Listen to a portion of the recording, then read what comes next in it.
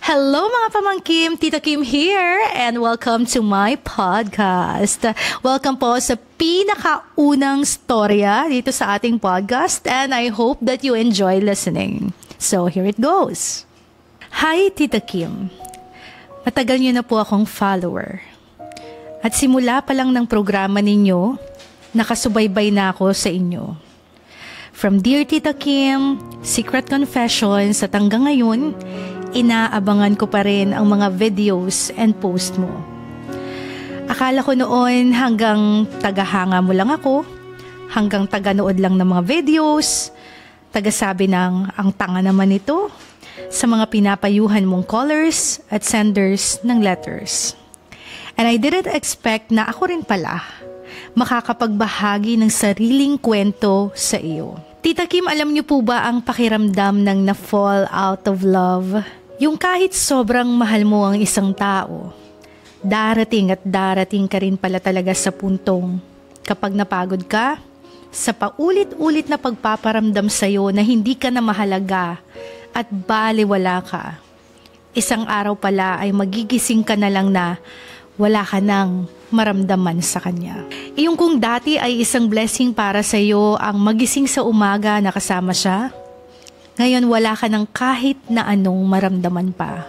Yun bang napapawonder ka na lang kapag tinitignan mo siya? Mahal ko pa ba talaga ang taong ito? O nananatili na lang ako dahil matagal na kami at nasanay na lang akong nandyan siya? Tawagin niyo na lang po ako sa pangalang Jane, 29 years old, nagtatrabaho dito sa Makati bilang isang call center agent. 13 years na po kami ng boyfriend ko. College lovers po kami, magkaklase, sabay graduate, at magkasunuran na nagkaroon ng kanya-kanyang trabaho. Tanggap kami pareho ng pamilya namin. Mga magulang na nga po namin mismo ang nagtatanong kung bakit hanggang ngayon daw ay hindi pa rin kami nagpapakasal. Wala pa raw ba kaming plano? Kailan daw sila magkakaapo sa amin? At marami pang iba. Tita Kim, mahal na mahal ko po ang boyfriend ko. At wala na nga akong nakikitang ibang dahilan para maghiwalay kami eh. Sobrang komportable namin sa isa't isa. At sa 13 years namin na magkasama, ilang beses na ring sinubok ang relasyon namin. Ang daming ups and down na pinagdaanan but still we keep choosing to stay with each other. Kaya lang po habang tumatagal din, parang nababawasan yung dating mga nakasanayan. Mas nagiging abala kami pareho sa kanya-kanya naming mga career hanggang sa nawawala na kami pareho ng oras sa relasyon namin. And we always try to work it out. Madalas kaming mag-travel para magkaroon kami ng alone time together.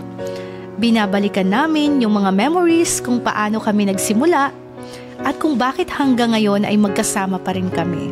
Ngunit Tita Kim, habang tumatagal din ang relasyon namin, dun ko mas nararamdaman na parang walang security para sa future namin.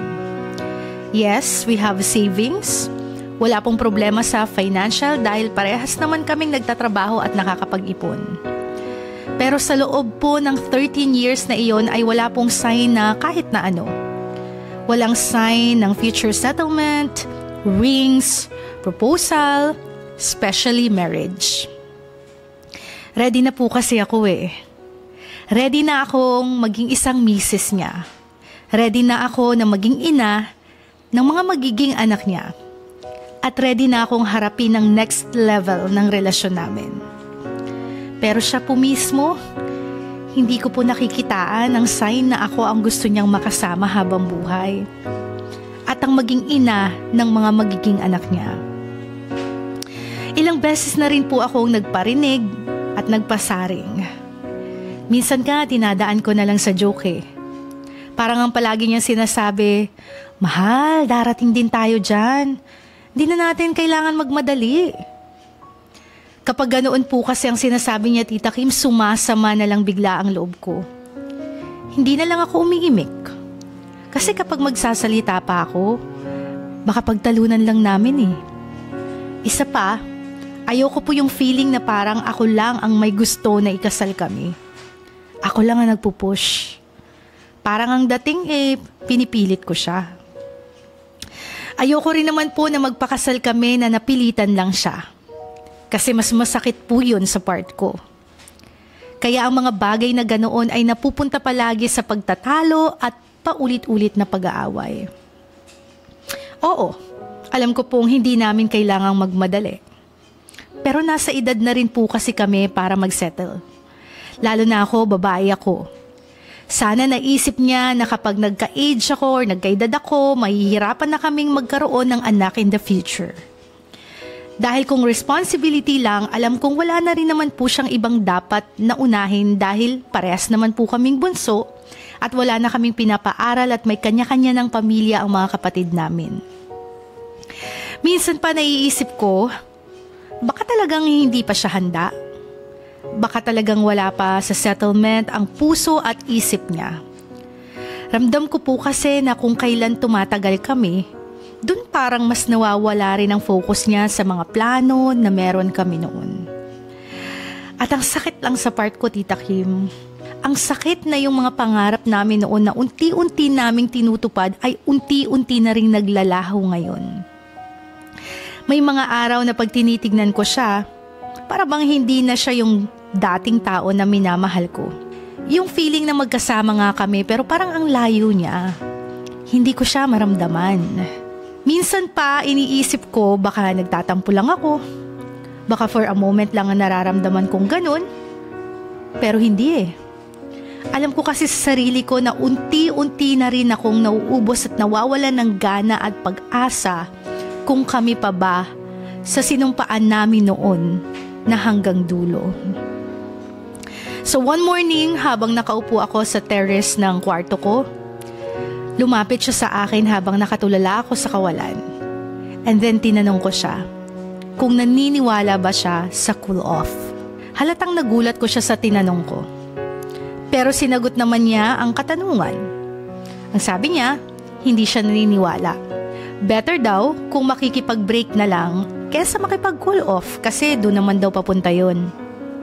So, I asked him again the following question. Kako, how about falling out of love? Medyo natahimik siya ng ilang segundo. Hindi siya nagsasalita nun. At hindi ko rin siya tinitignan. Hindi ko alam kung bakit hindi ko siya magawang tignan at that moment. Until I heard him sobbing and asked me why. Hindi ko na raw ba siya mahal? Na-fall out of love na ba ako? At habang umiiyak siya, parang biglang lumambot ang puso ko, Tita Kim. Pero hindi ko maintindihan ng sarili ko kung bakit hindi ko magawang umiyak. Siguro sa sama ng loob ko, nagkapatong-patong na hanggang sa naging bato na ang puso ko until I told him finally na hindi na kita mahal. Wala na akong ibang binitawan na salita kundi yun lang. No explanation. And in that moment, saka na lamang ako tumingin sa mga mata niya. Sinabi ko na hindi ibig sabihin nun ay mawawala na ako sa buhay niya. Mananatili pa rin ako at ilalaban ko pa rin kung anong meron kami. Dahil nung mga sandaling iyon, dun ko napatunayan na when you feel like you're falling out of love, that's the start na susubukin kayo sa pinakamahirap na desisyon whether you stay or get out of the relationship. Kaya pinili ko pa rin ang manatili. Pinili ko pa rin siya sa kabila ng totoong nararamdaman ko. At naniniwala akong maiwo-work out namin yon kung pagtutulungan lang naming dalawa. Tama naman po ang naging desisyon ko, Tita Kim, hindi ba? Dahil hindi naman talaga love o yung feeling ang basihan sa isang malalim na relasyon, kundi yung lalim ng commitment ninyo sa isa't isa. Yung lalim ng pundasyon at yung pagpili ninyo na manatili sa kabila ng mahirap na sitwasyon. Palagi ko po kasing tinatandaan yung video ninyo na pagpapatawad at pagtanggap at hindi palaging hiwalayan ng solusyon sa isang relasyon. Minsan kailangan lang talagang i-workout pag-usapan, maging honest, at ayusin ang problema. Hindi dapat kailangang tapusin. Ngayon po, isa na kaming ganap na Mr. and Mrs. Yes po, Tita Kim. Naikasal na kami nitong last March 16, 2025 at biniyayaan na rin po kami ng isang anghel na nasa sinapupunan ko pala ngayon. I'm 4 months pregnant and we are both excited to meet our first baby soon. Kaya salamat po sa mga video nyo, Tita Kim. Kudos sa programa ninyo at naway marami pa kayong individuals at relasyon na maayos at matulungan. Hanggang dito na lang, Jane. Wow! Ang happy naman ng ending ni Jane. Sana all na lang talaga, Jane.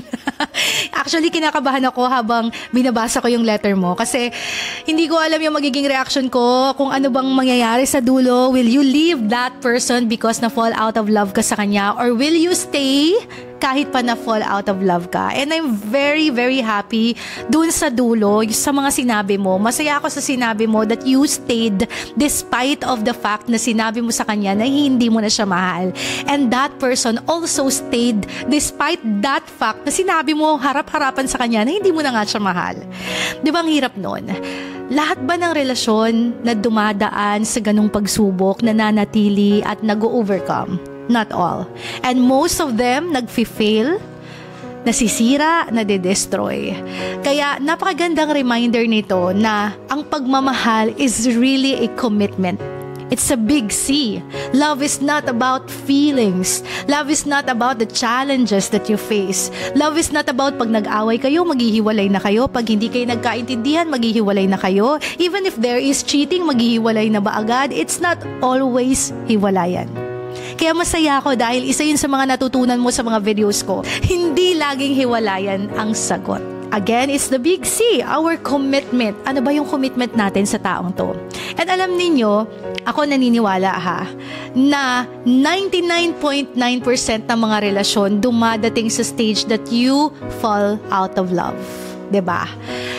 Yun bang parang feeling mo wala na yung dating spark, parang wala na yung dating kilig, parang hindi na dati yung lambingan ninyo, parang hindi na dati yung usapan ninyo, ang dami nang nagbago, lalo pa kapag marami na kayong anak at marami na kayong pagsubok, nagkaroon kayo ng financial crisis and so many challenges in life, ang dami talagang nagbabago.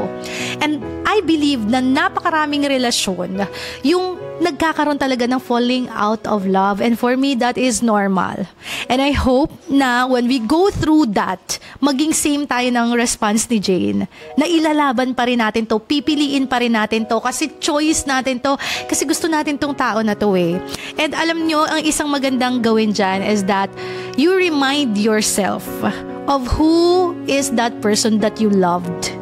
Kasi minsan, ang natatandaan na lang natin yung present niya, yung mga mali niya, yung mga medyo hindi na siya maganda ngayon, medyo hindi na siya gwapo ngayon, di ba? Medyo hindi na siya nag-aayos ngayon. Yun na lang yung nare-retain sa isip natin, but we forget the things that we loved to that person. Ano ba yung mga bagay na minahal natin sa kanya? Ano yung mga ginawa niya before na dapat hindi rin natin kalimutan, hindi natin i-neglect? Kung naglilista tayo ng mga mali ng isang tao, sana nililista rin natin yung mga bagay na ginawa nila para sa atin. Kasi they did it for love, they did it with sacrifice, and they did it for you. So, kapag nagkakaroon din tayo ng listahan ng mga maganda sa isang tao, ng mga ginawa niya para sa atin, we tend to rekindle the love na meron kayo sa isa't isa. Bumabalik yung appreciation mo sa isang tao. And isa pa sa mga nakita ko dito sa story mo, Jane, is that you are very honest with what you felt. 'Di ba? Ilang tao lang ba yung kayang magsabi sa partner niya na hindi na kita mahal? 'Di ba? Kung yun yung totoo niyang nararamdaman na parang hindi na kita mahal, parang wala na akong maramdamang kilig sa'yo, parang may iba na talaga. How many people in a relationship can tell that face to face? 'Di ba? Ang daming hindi kayang gawin 'yon. Pero I believe sa isang relasyon, isa sa mga basic na kinakailangan nating i-workout ay ang salitang honesty. Salitang pagpapakatotoo. Yung hindi natin pagsisinungaling. Kapag tinatago kasi natin yung nararamdaman natin, doon nag-start na nagko-confide tayo or nagkakaroon tayo ng chance para mag-comfort, magpa-comfort at mag-flirt sa ibang tao. Sa ibang tao na lang tayo nag-share kasi hindi tayo nagiging honest sa relasyon na meron tayo. Well, kung gusto nating ayusin yung relasyon natin, dapat hindi tayo nag-share sa ibang tao. Dapat sinishare natin yun sa partner natin. Kasi the two of you are the only ones involved in a relationship.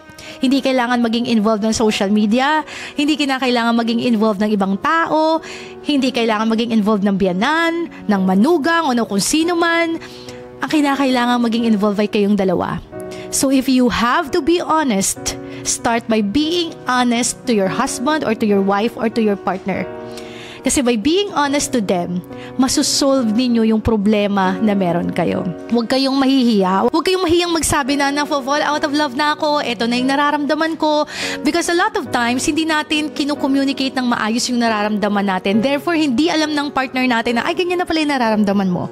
Like, para sa kanya, normal lang lahat, pero sa'yo, hindi na pala. And remember, you two are different individuals. Malaki ang pagkakaiba ninyo. Hindi manghuhula yung asawa mo para mahulaan niya na, ganyan na pala yung nararamdaman mo. So you have to communicate and you have to be very honest. And lastly, love is a choice.